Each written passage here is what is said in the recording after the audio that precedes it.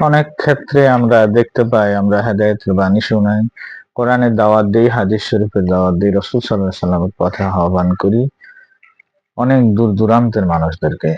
সব ঠিক আছে, ভালো কথা, কিন্তু নিজের ঘরের মানুষদেরকে ইসলাহের জন্য আহ্বান করা উচিত।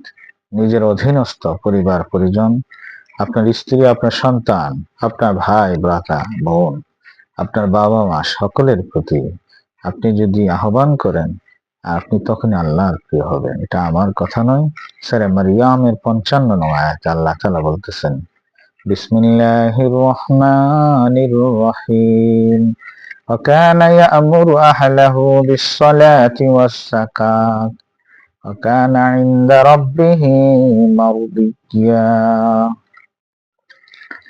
অর্থাৎ ইসমাইল আলাইহিস সালাম তার আপন লোকজনকে নামাজ ও যাকাতের জন্য তাকিদ করত।